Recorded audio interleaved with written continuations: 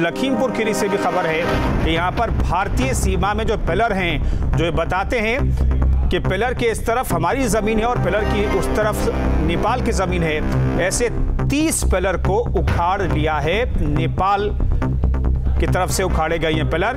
अब एसएसबी जो कि सीमा की सुरक्षा करती है यहाँ पर, उसने जिलाधिकारी को खबर दे दी है कि ऐसी घटना हुई है और जिलाधिकारी ने सरकार को भी सूचना भेज दी है।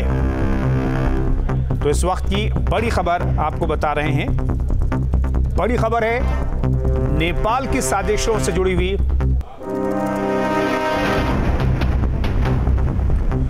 तो नेपाल की बड़ी साजिश का खुलासा हुआ है और यह कहा जा रहा है कि 30 पिलर जो लखीमपुर खीरी की सीमा में हैं, भारत और नेपाल की सीमा को बताते हैं कि जमीन का ये इधर वाला हिस्सा हमारा है और उधर वाला नेपाल का है। तो वैसे पिलर को गायब कर दिया है नेपाल ने। ये 3 तस्वीरें आपको दिखा रहे हैं।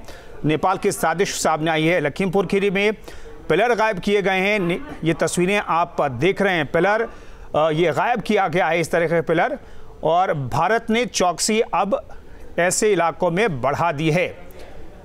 सीमा सुरक्षा बल जो है वो अब लगातार नज़र बनाए हुए है। हालांकि पूरे मामले की जानकारी एसएसबी ने जिलाधिकारी को दे दी है और जिलाधिकारी ने न सिर्फ उत्तर प्रदेश सरकार को बल्कि केंद्र सरकार को भी मामले की जानकारी दे दी है, क्योंकि यह मसला दोनों देशों के बीच का है, इसलिए केंद्र सरकार इस पर एक्शन लेगी। तो लखीमपुर जिलाधिकारी ने इस पूरे मामले पर क्या कुछ कहा है, आपको सुनाते हैं।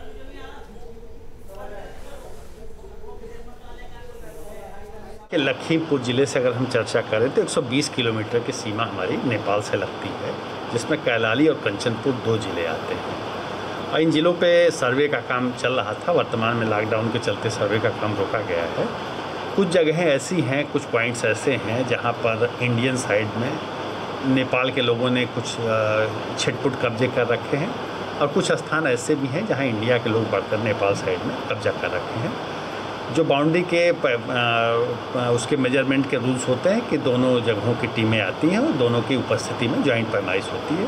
तो इस संदर्भ में जो एक हम लोगों के पास सूचना आई थी, उसके आधार पर हम लोगों ने सरकार से अनुरोध किया है इस कार्य को जो मेजरमेंट का काम है फिर से शुरू कराया जाए।